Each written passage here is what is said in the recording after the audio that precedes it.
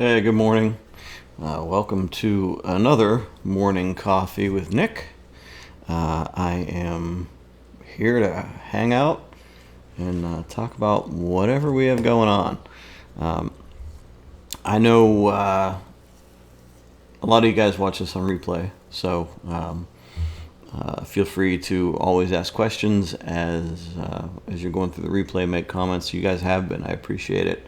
It helps me get to know what resonates with you guys. One of the things in my life that this has had an effect on for me is my sense of inner peace. It's kind of a long journey, but I think that the practice of every day coming back to talking about or writing in my book what I appreciate, what I'm grateful for, what I get to enjoy, what I won't allow distract me. When I do that, it just plants a seed, right? If we think of our thought processes, every decision is a decision to be grateful or anxious or sad or upset.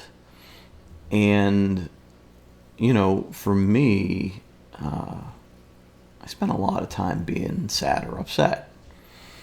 And I had the thought, I remember sitting in my office, when I owned my computer store, just a little shop, 600 square feet in a walking neighborhood. But I remember sitting there thinking how unhappy I still felt. Like I was sitting in the store, it was closed, it was dark, just like a neon light lighting up the room, right? And I remember thinking to myself how just I still didn't enjoy life. And I had this thing, I had an accomplishment, and I still wasn't enjoying life. And I remember thinking to myself, like, I feel like I need to actively combat this. Like every time I start feeling ungrateful or sad or like things aren't going to work out for me, I need to change my mind. I need to do something different. I need to think about something different. And I think that thought, while not always in the moment effective, is a key reason why I've been able to grow.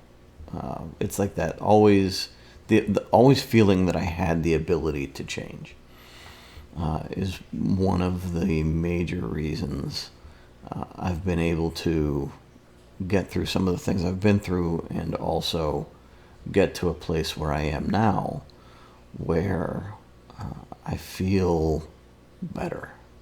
I feel, I like waking up. I feel like I get to enjoy moments with my kids. And I don't feel this feeling that a lot of people seem to have, where they have to be lifted up by someone else all the time. And I observe this a lot in other communities that I'm in online. I joined some communities going through my separation and divorce, about doing the work or about, improving your mindset and things like that. I joined them just because I was interested in the content of the person who led them. But as I have been in there and observed other people and observed their anxieties and the things that upset them and the struggles they're going through, number one, you realize everybody's going through it. And maybe the internet is disproportionately like that, but even conversations I have on the street with the neighbors, everybody has the same thoughts. It's sort of like what you do with them that makes the difference. And witnessing some of the stuff that's happening online, you see a lot of people just really engaging with their sorrow and misery. When I think it's something you have to be mindful of, aware of, but then also actively trying to change. And only then does it improve. But a lot of people actually let it define them. I have depression. I have anxiety. Not I'm feeling depressed or I'm feeling anxiety, which is a key difference. I'm feeling overwhelmed or I am overwhelmed. All of those things are key moments that I've been able to overcome with this process just by having that one step a day approach. I will change this one small thing today.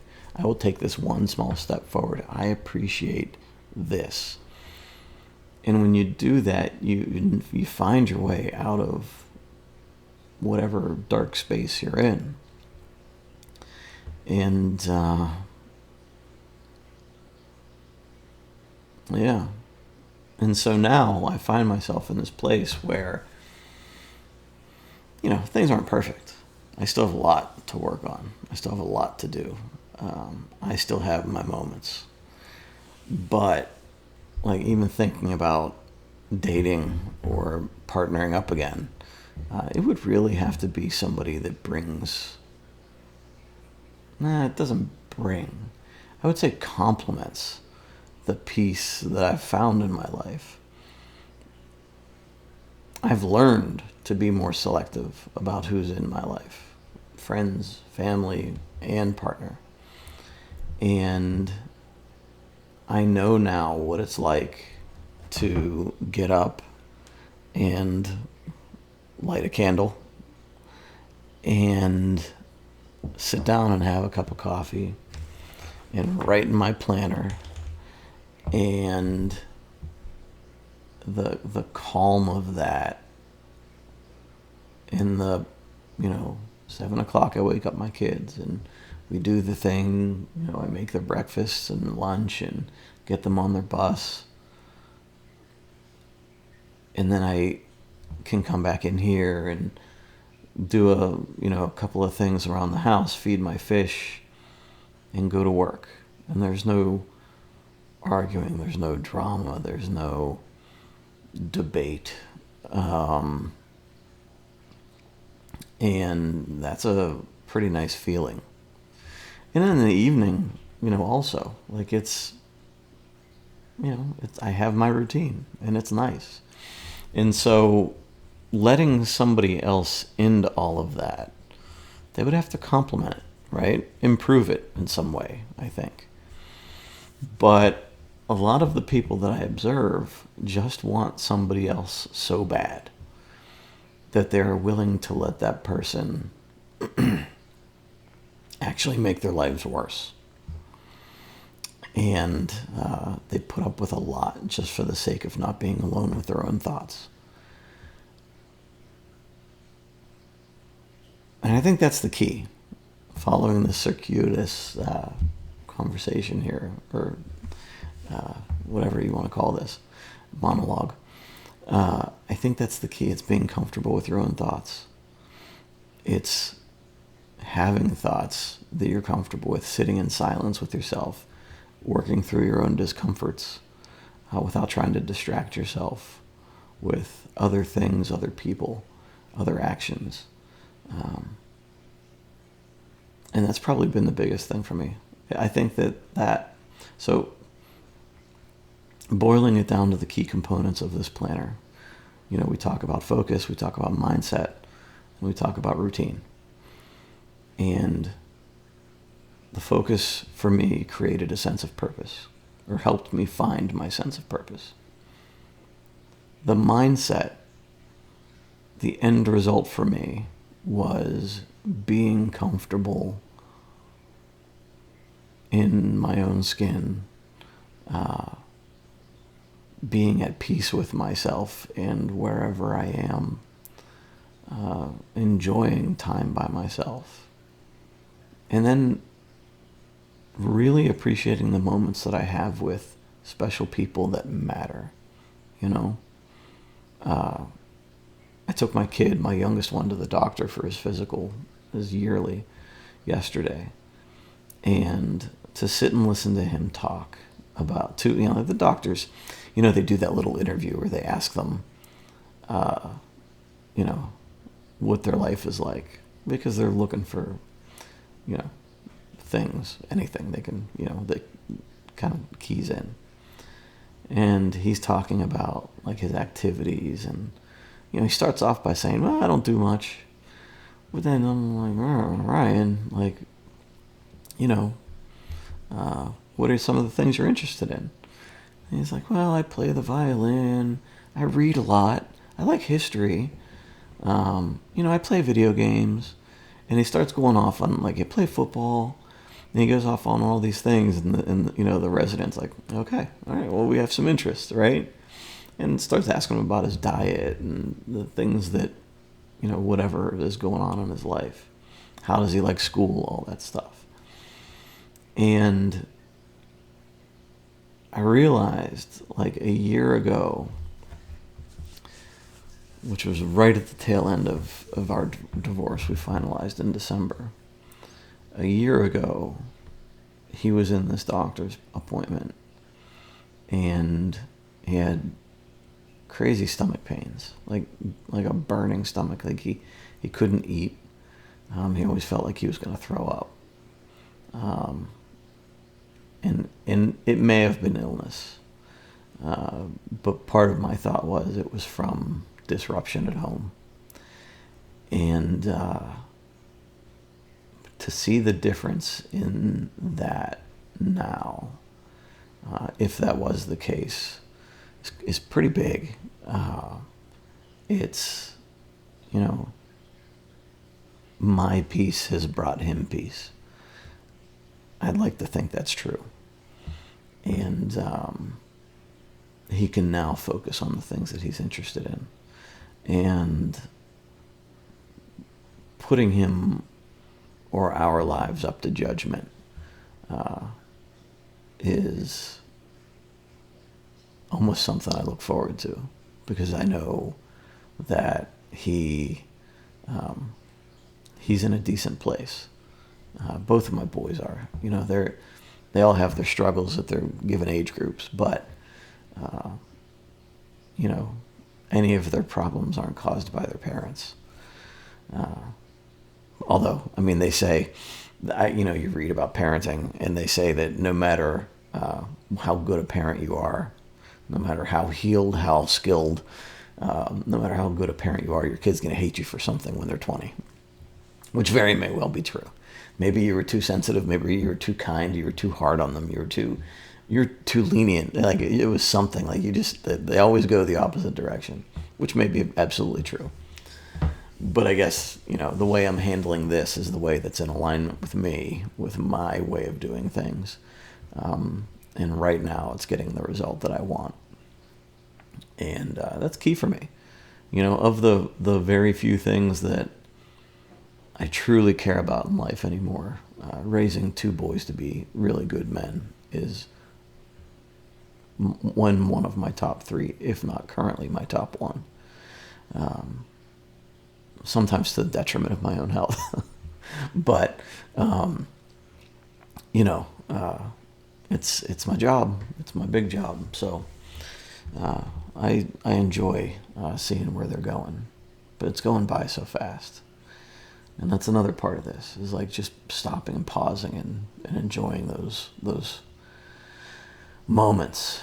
The right before bed, at 9:30, hopping on the couch and hugging, saying I love you, and and then my youngest one trying to start a conversation about some thought he had during the day so he can go to bed just a little bit later. And I have to say, this is the kind of thing we talked about 20 minutes ago. And he says, yeah, but I wasn't thinking about it then. And then we have to go through that whole conversation. So it's fun. It's a good time. But, I'm not here if not for this planner. I'm not here if not for this process and putting the work into it. Just always bringing it back to whatever I have on the planner. Just bringing it back. avoiding those distractions. Distractions are the biggest thing. It's funny. Like I try not to go negative when we talk about this stuff. But like overcoming distractions, like the BS in our lives, the things that throw us off course, such a big part of this. And if you can minimize the things that trigger you and distract you, you get to that place of calm a lot quicker. For sure.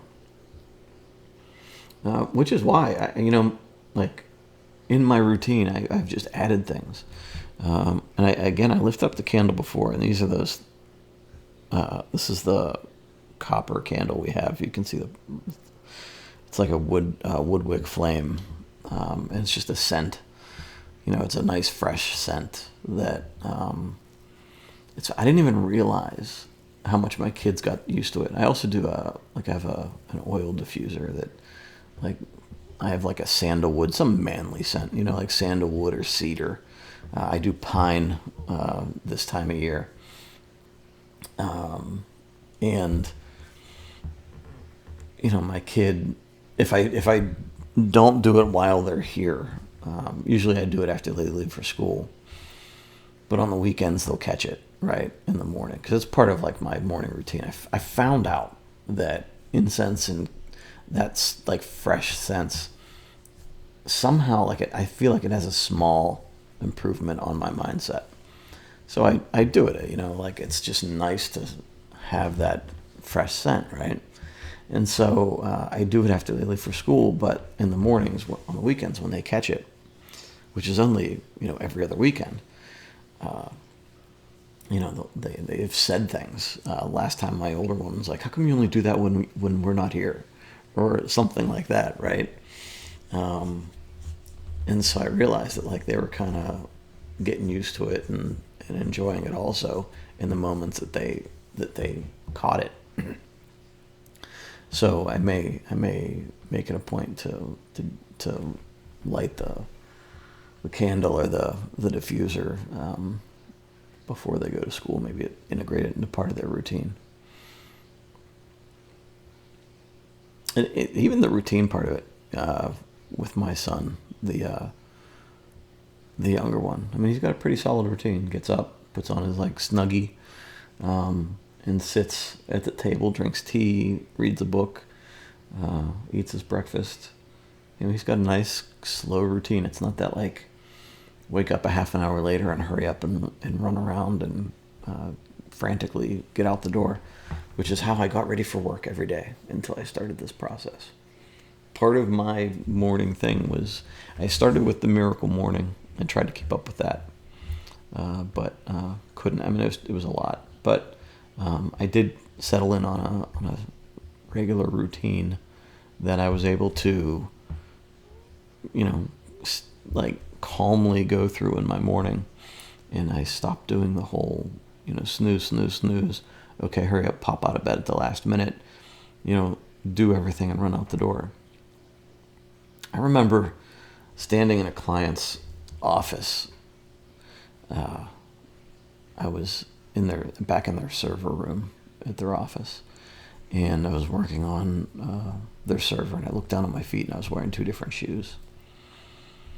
And that was like a core memory for me in this process. It was like, okay, you really need to make some changes. I was wearing 2 brown shoes with 2 completely different styles. I was in such a rush getting out the door. I just threw on 2 shoes and didn't realize it. And I thought to myself, you got to get your stuff together, So that calm and peace, sometimes the lack of it smacks you in the face, and you realize like I got to make some changes. And so that's where I am now. So I'll tell you though, these mornings are still like I'm not used to them yet. I went to bed last night at 10 o'clock, and I thought, well, okay, getting up at 5:30 should be easy. Still not. It's just not. It's not hardwired in yet. I will get there.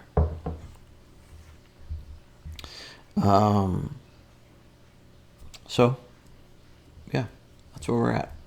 So if you're approaching this, if you're coming into this, if you're new, I guess my advice would be to just get into the routine. Do one thing for yourself that you enjoy in the morning. One thing that just gives you a sense of peace, no matter how short it is. A pause. Light a candle, sit down, have your coffee in silence, and do your planner. Maybe it's taking a shower, taking a long shower maybe.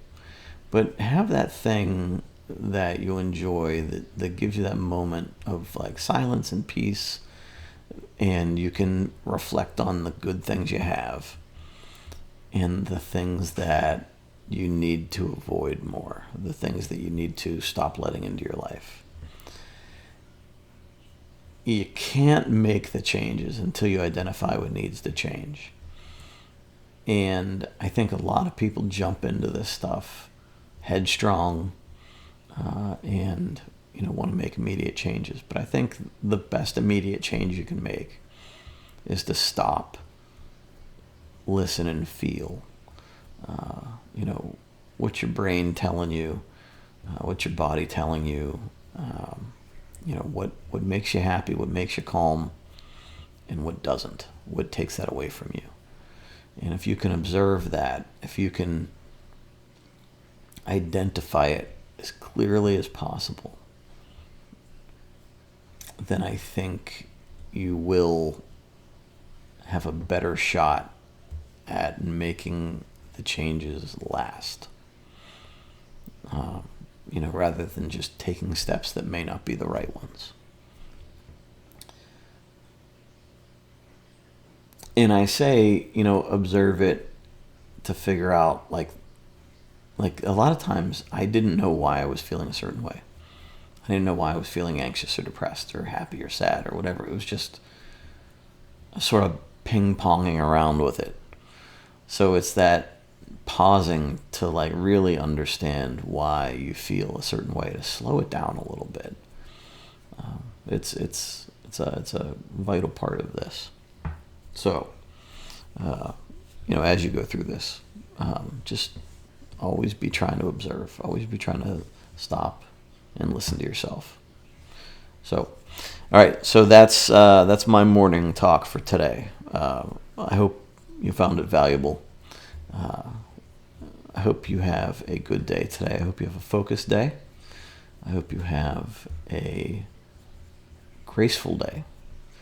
And hopefully you're developing that routine that helps you move forward with focus and appreciation. So keep defining your day to define your life. I will talk to you again tomorrow morning for our Friday morning coffee. I'll talk to you soon. Bye.